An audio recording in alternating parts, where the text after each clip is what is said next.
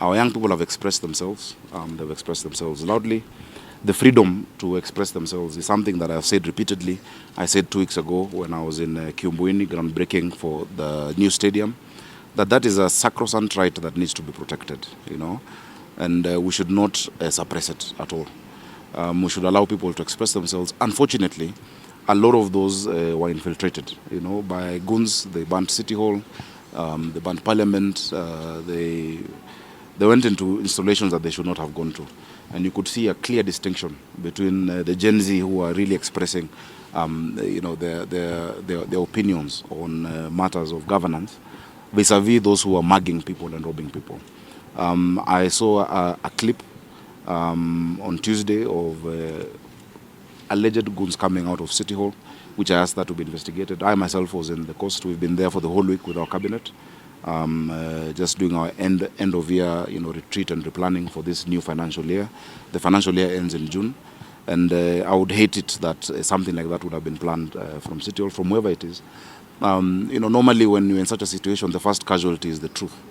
And when the first casualty is the truth, opportunistic politicians even try to bring themselves into such a move to taint their opponents, And so if somebody would try to claim that I, the governor, was meeting people to plan violence in City Hall, while one, I was in Diani, number one, with my cabinet from Sunday. I've just come back this morning.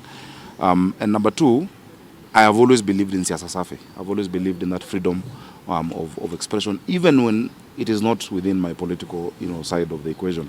You remember a few years ago, I released, or rather I sought the release of an opposition politician who was incarcerated, and that was because he had insulted the president, because I believe people should express themselves. And so, and anyone, would try to make it look like it's you by doing it from City Hall, If you were to do such a thing, you would not do it in plain sight, and from where you work, you would not do it that way. And so I really condemn that. I condemn those who hurt other young people, those who destroyed businesses. We have buildings that burnt in the city. At some point, these people were preventing our fire engines from coming out of the fire station on Tomboya Street, and that is why some of those buildings really went down. And I want to thank the young people, because you have seen, you saw the Senate yesterday, we saw the stance that now leaders are taking, that it has created an opportunity for deep reflection and action by government. I was very happy to see people refusing vehemently salary increments. That has never happened in the Republic of Kenya. And really we need to be prudent in our use of these resources, because the leadership is a trust from the people on their behalf. The damage at City Hall, our insurance provider is assessing the extent of that damage. Fortunately, we have insured all our properties. You saw that they also burnt down our mobile recording studio. There's a 40-foot mobile recording studio that was at Urupak, costing I think around 60-something million shillings, that goes around and to the different sub-counties. It was burnt down. It was also insured, fortunately, so there's no additional cost on us as a county or on taxpayers. The damage to businesses, it becomes very difficult to quantify because they also have their arrangements. We'd love to support, and I'm sure you saw, even during this protests, we had our ambulances all across the city, our medics. I waived all the fees at our public hospitals, that is Mbagathi, Mama Lucy, Pumwani, Mutuini, and all the facilities of the county.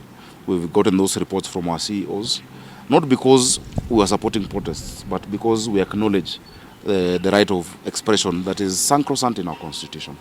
It is true, I have received a request for a concert, a peace concert, to be done at Uhuru Park. I see no problem with it. Because if it is that genuine expression, it is good. First of all, Uhuru Park belongs to Kenyans and Nairobians. It doesn't belong to me. I am just a steward over that resource. I know it is currently an active crime scene. I hope the DCI will conclude.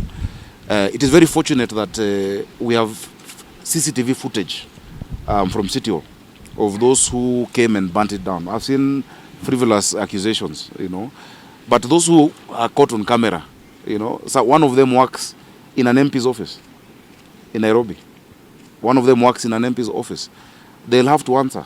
The MP who sent them or the politicians who sent them will actually have to answer for that damage to public property. You know, it is not. Fortunately, again, you know, the fire didn't damage a lot of you know, records because we are digital. Our county, everything is digital. Payments are digital. We store it in the cloud and in our servers. But just that act of a symbol of authority that belongs to the people of Nairobi being attacked in that manner was completely unfortunate, and it was wrong. And so we will still support that expression. That concert is in honor of young people who we lost, people who died. It is good to honor them and their families, and really see what support we can give to them. Personally, I will attend, you know, because these are my constituents. These are residents of Nairobi. People who got hurt, some who are not even involved in either breaking the barriers of parliament or in looting. It's very sad for us. You know, it's very sad. For me, I understand this generation. I'm not a Gen Z, I'm a millennial, you know, but I understand that things cannot be business as usual for us in the city. And so I think that's that for now. Let's keep encouraging that leaders must listen. We must hear what these people are telling us. You know, they don't want to see wastage. They don't want to see corruption. You've been with me in this Senate sitting where you've seen just a small expression of that kind of hypocrisy that I'm talking about. You know, that you pretend that you're oversighting, yet you have an interest that is a business interest, you know, but you want to look like an angel. We must be honest with each other, and we must be honest as a country. And the young people of this country are not willing to see their country just go by. So just be assured of our support. We'll again have our medics and our ambulances and our fire engines there. Please let's not allow the torching of such equipment, because it is by taxpayers' money that we are able to provide these services for Nairobi. We've discussed the challenges that we have and the opportunities and the hope that we're seeing in the coming year. I'm very happy that, you know, in the last 2 years we've been able to employ more than 3,500 of these young people in the Green Army. We've employed another 1,000 as constables. And based on the limits that we have, you know, we're doing our best. That today, even despite the harsh economic times, every child in a public primary school is assured of a meal.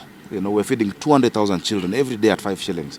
And third term, as we conclude the next 7 kitchens, we'll be feeding 316,000 children. You know, those are things that also bring hope that every cloud has a silver lining and our country is going somewhere.